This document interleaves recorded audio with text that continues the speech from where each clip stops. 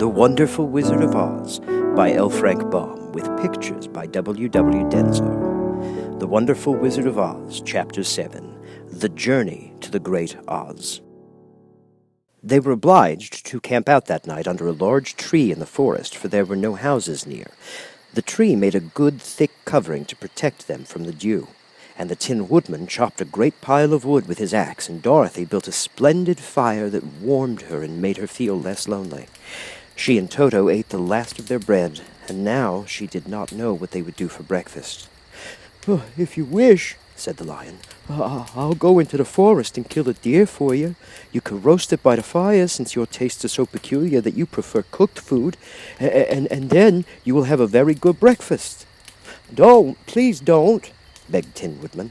"I should certainly weep if you killed a poor deer, and then my jaws would rust again." But the lion went away into the forest and found his own supper, and no one ever knew what it was, for he didn't mention it. And the Scarecrow found a tree full of nuts and filled Dorothy's basket with them so that she would not be hungry for a long time. She thought this was very kind and thoughtful of the Scarecrow, but she laughed heartily at the awkward way in which the poor creature picked up the nuts. His padded hands were so clumsy, and the nuts were so small that he dropped almost as many as he put into the basket. But the Scarecrow did not mind how long it took him to fill the basket, for it enabled him to keep away from the fire, as he feared a spark might get into his straw and burn him up. So he kept a good distance away from the flames, and only came near to cover Dorothy with dry leaves when she lay down to sleep. These kept her very snug and warm, and she slept soundly until morning. When it was daylight, the girl bathed her face in a little rippling brook, and soon after they all started toward the Emerald City. This was to be an eventful day for the travelers. They had hardly been walking an hour when they saw before them a great ditch that crossed the road and divided the forest as far as they could see on either side. It was a very wide ditch, and when they crept up to the edge and looked into it, they could see it was also very deep, and there were many big, jagged rocks at the bottom. The sides were so steep that none of them could climb down, and for a moment it seemed that their journey must end. "What shall we do?" asked Dorothy despairingly. "I haven't the faintest idea," said the Tin Woodman, and the lion shook his shaggy mane and looked thoughtful. But the Scarecrow said, "We cannot fly, that is certain. Neither can we climb down into this great ditch. Therefore, if we cannot jump over it, we must stop where we are." "Well, I think I could jump over it," said the Cowardly Lion, after measuring the distance carefully in his mind. "Then we are all right," answered the Scarecrow, "for you can carry us all over on your back, one at a time." "Well, I'll try it," said the Lion. Who will go first?"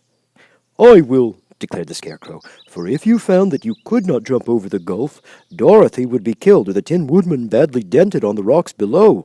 But if I am on your back, it will not matter so much, for the fall would not hurt me at all." "Yeah, I'm terribly afraid of falling myself," said the Cowardly Lion, "but I suppose there is nothing to do but try it, so get on my back and we'll make the attempt." The Scarecrow sat upon the lion's back, and the big beast walked to the edge of the gulf and crouched down. "Why don't you run and jump?" asked the Scarecrow. Because that isn't the way we lions do these things," he replied. Then, giving a great spring, he shot through the air and landed safely on the other side. They were all greatly pleased to see how easily he did it, and after the Scarecrow had gotten down from his back, the lion sprang across the ditch again. Dorothy thought she would go next, so she took Toto in her arms and climbed on the lion's back, holding tightly to his mane with one hand. The next moment, it seemed as if she was flying through the air. And then, before she had time to think about it, she was safe on the other side. The lion went back a third time and got the Tin Woodman, and then all sat down for a few moments to give the beast a chance to rest, for his great leaps had made his breath short, and he panted like a big dog that has been running too long. They found the forest very thick on this side, and it looked dark and gloomy. After the lion had rested, they started along the road of yellow bricks, silently wondering, each in his own mind, if ever they would come to the end of the woods and reach the bright sunshine again.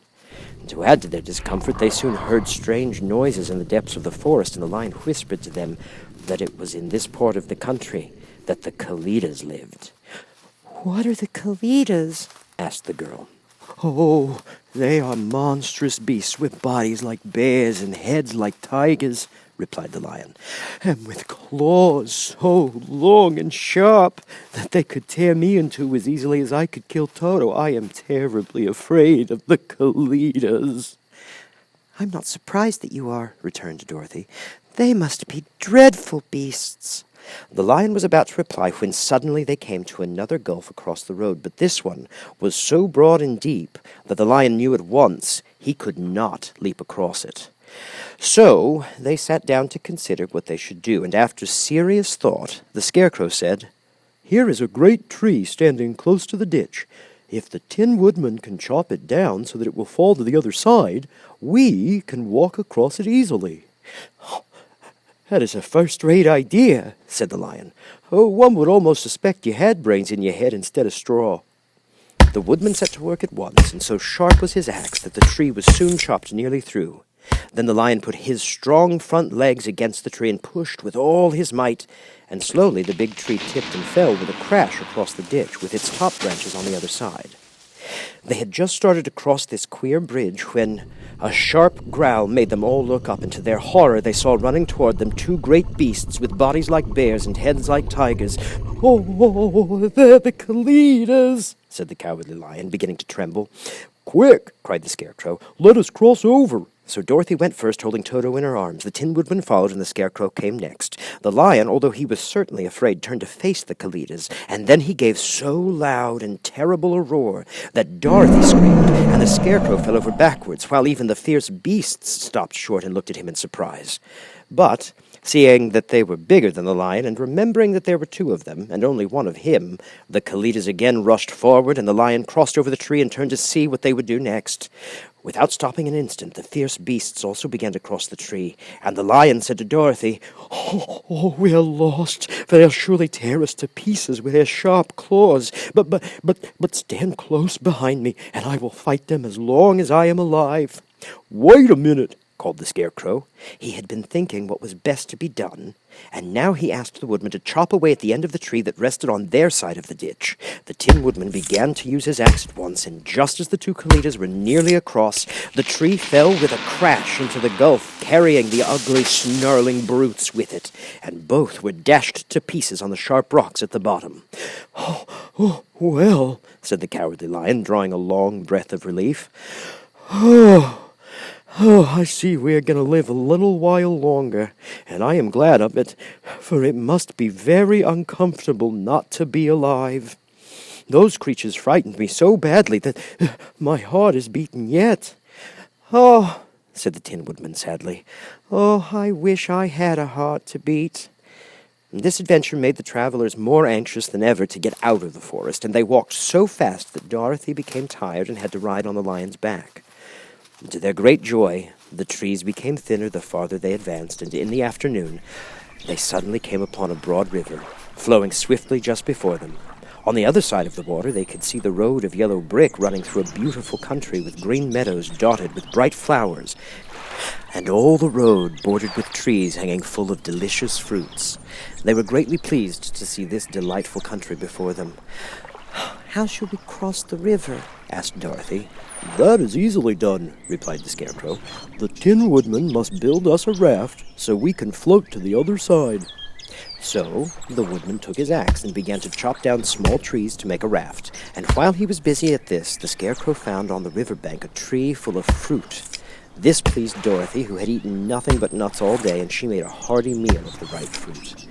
But it takes time to make a raft, even when one is as industrious and untiring as the Tin Woodman, and when night came, the work was not done, so they found a cozy place under the trees, where they slept until the morning, and Dorothy dreamed of the Emerald City, and of the Good Wizard of Oz, who would soon send her back to her home again.